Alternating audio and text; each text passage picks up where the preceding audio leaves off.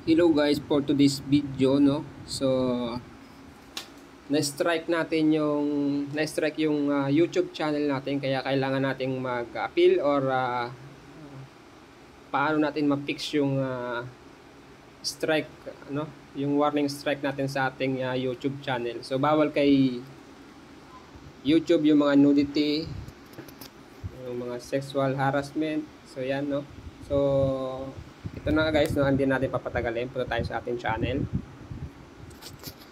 So yan, kung makikita nyo, channel violations, active community guidelines, strikes.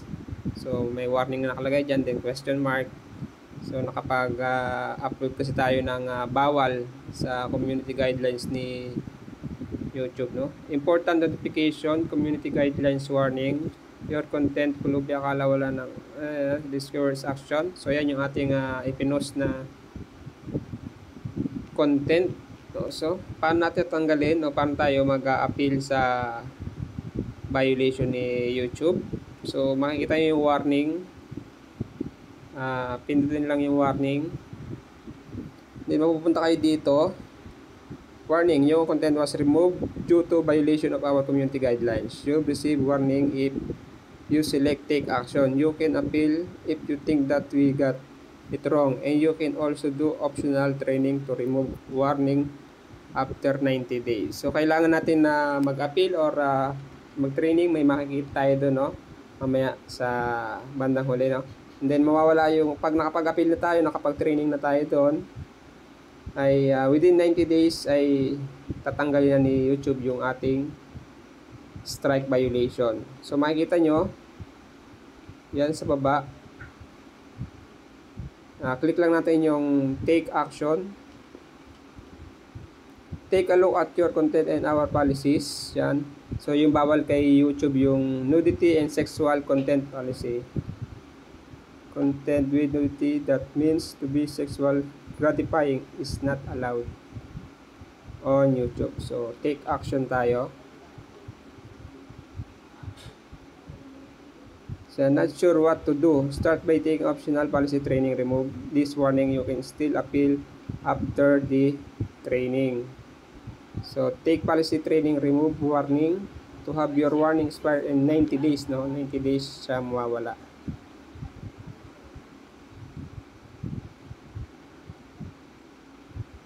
Then, take training tayo. Click natin yung take training.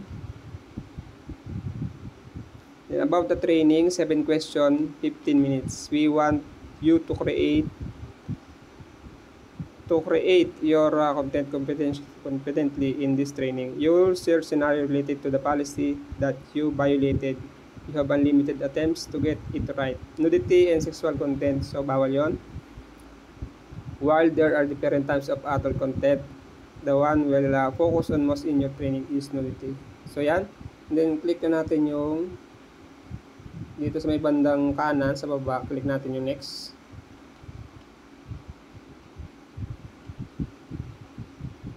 Then, nandito na tayo, no? Daniel Labs, the body paint in the yan. So, basahin natin yan, yung policy information. Is this violation? Yes, this is a violation. No, this is not. Yan. Click natin yan.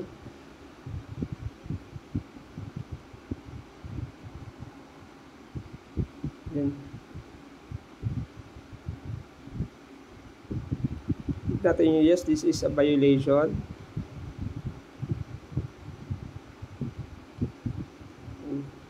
Nudity content that shows nudity for the purpose of sexual gratifying is not allowed on YouTube.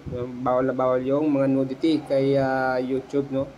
Napakahigpit ni YouTube pagdating sa mga ganitong content, no? Then check natin.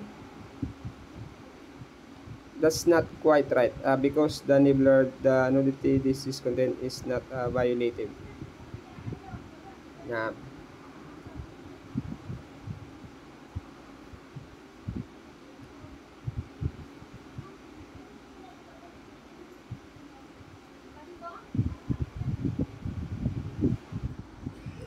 So may mga e-exam dito, no? So yan, may papamilian kayo diyan. So, is this a violation? Is this is a violation? Then, check nyo lang tong try again nyo. Check nyo yung no, this is not a violation. Try natin. Check natin kung tama yung hinihingi. Yes is correct. Then, next tayo. Next. Tyler uploads a video from this safari holiday where so a lions mating with each other from a distance. He filmed the mating process from for titles lions mating. So check natin yung yes. So wrong. Try again. No, this is not a violation. So check. Next tayo. Next question.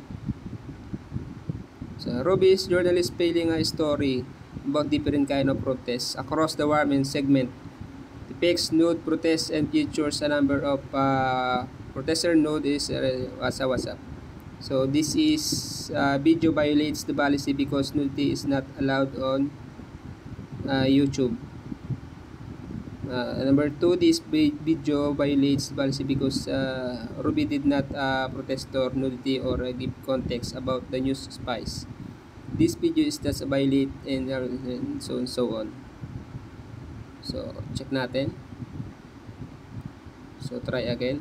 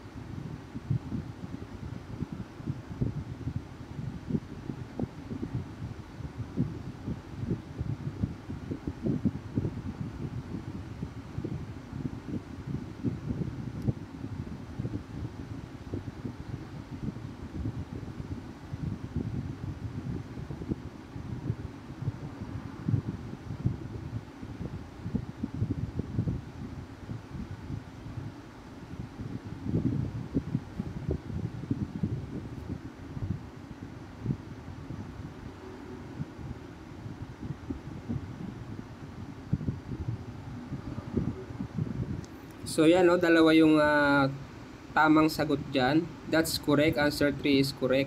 We all are nudity, well dressed enough, and then so on. And then after nyan guys, i-next natin. Yeah. In an official music video from record label, singer walks through and then and so on. Dito tayo sa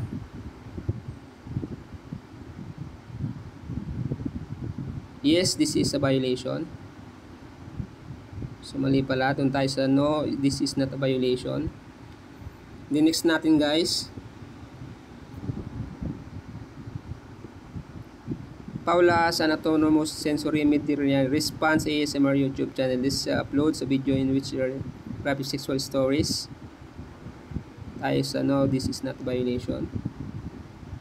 Wrong. This is a violation.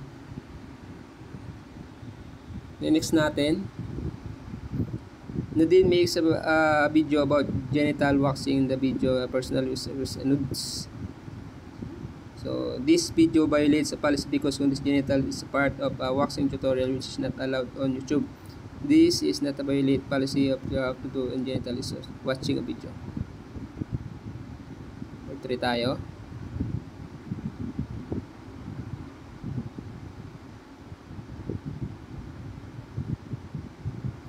So number 1 yung tamang sagot. Next, A comedic prank channel uploads a video in which a creator. So yan.